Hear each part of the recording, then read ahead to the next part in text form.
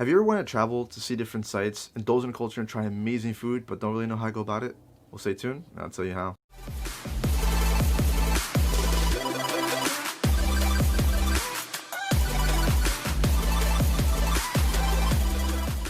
Hey guys, your host Fabio, creator of F5 Production, where I post videos and vlogs about traveling different parts of the world and giving you guys amazing food recommendations for local restaurants within the US and also abroad.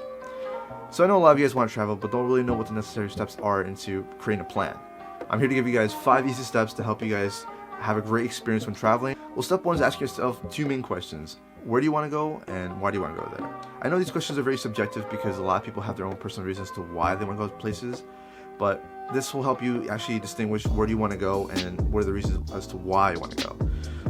So for me personally, I use myself as an example. Back in 2018, I wanted to go to Japan.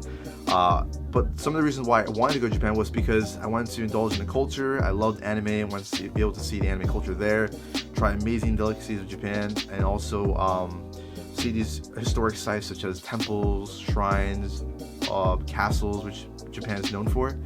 So I decided, Japan is the place I want to go. And these are the reasons why I want to go there. And which leads us to step 2, which is asking yourself, what are things that you want to do when you're in that place? So for me, I actually looked up different activities to do during the summer because I went back in 2018 in June.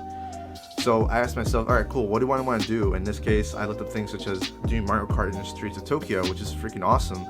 I also was able to book a ticket to go from Tokyo to Mount Fuji and climb Mount Fuji as like a little excursion or type of hike. And I wanted to visit the different temples around Japan. Actually, one of my favorite ones is actually in Tokyo, which is called Senjoji Temple.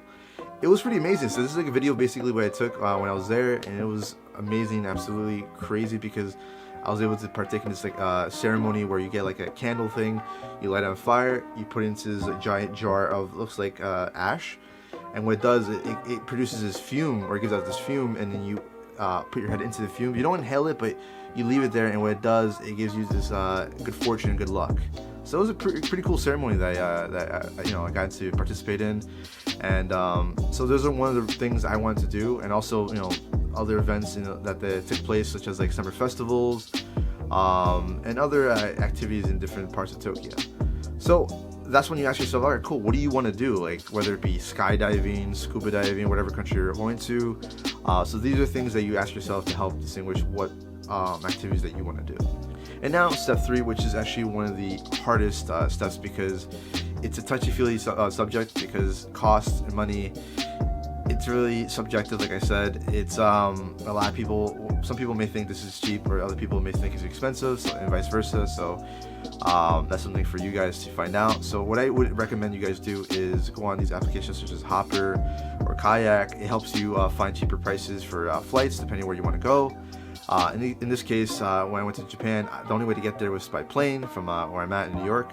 So the average ticket back then in the summer was about $2,500, which was, for me, it was kind of on the pricey side. So what I did was I used applications to find different airlines to see which had a different cheaper price. And I found out that Air Canada has a great deal, which was about $1,200 for tickets to Tokyo.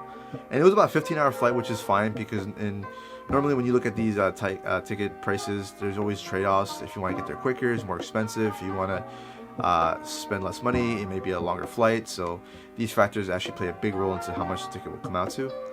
And once you find out the cost of a ticket, then you have to find out how much transportation is within the country. So whether you take taxi, car, train when you're there, or rent a car. So for Tokyo, for me, there was no reason for me to rent a car, because first of all, there's so many different services to use to get from point A to point B, such as trains, buses, taxis, Ubers, and it was relatively cheap too. So there's really no point to renting a car. So that's basically what I did, and I would recommend to you guys if you guys are going to Tokyo specifically, because as you guys go to rural areas, then you might have to rent a car, because there's not that many services, like trains and buses available. So it really depends. And also make sure that you guys also look into how much hotel costs, Airbnb costs, or hostel costs, because it really depends by each person. Because for me personally, I'd rather do Airbnb just because it's much cheaper. Also, I like to get the feel of waking up in the country, in a house or in an apartment, and it just makes me feel like great, to be honest, rather than waking up in a hotel, which is mostly generic. They all kind of look the same to me, to be honest. except for some, but you know, for me, most look the same. So that's my personal preference. Like I said, it's a recommendation. So you guys can choose whatever you guys want to do, whatever you guys feel comfortable with, and stuff like that. And also things such as how much money you should bring with you for souvenirs, for food. Also, whether you should bring physical currency or credit cards or debit cards, whichever you decide. For me, in Tokyo, it's probably I recommend you guys bring like actual bills, just because a lot of like mom and pop shops and stores rather take bills rather than cards. Not to say that some do, but most of them don't. So it's just to be safe, just bring cash with you, and that's pretty much it will go a long way for you guys. Which leads us to step 4, which is creating an itinerary. I know a lot of you guys may not want to do this because sometimes it seems boring, or like I was like that as well. I didn't want to make one, but my friend Kayla actually came in clutch and created one when we went to Tokyo, and it was actually really amazing because we knew exactly what we were gonna do from the day we got there until the day we left. And it just saves so much time, because a lot of mistakes that people do is that they do it when they get there, which you waste a lot of time, because you know, not only does it take a couple hours, if not a day, that's a day that you could have used to do something, you know, like different events or different activities. So that's something I do recommend you guys do, is to create an itinerary prior to leaving to a different country or different state. So have that in mind. It saves so much time. It's such a huge relief to have everything planned out. Last but not least is step 5. It's basically having everything prepared and all the accommodations prepared as well. So in this case, let's say if you're trying to travel, make sure you have your time approved from your job or school. This way you don't get in trouble or you get fired, stuff like that. So make sure you got that prepared. Once you have that settled, then you can start purchasing things such as tickets, whether it be an Airbnb, a hostel, or a hotel.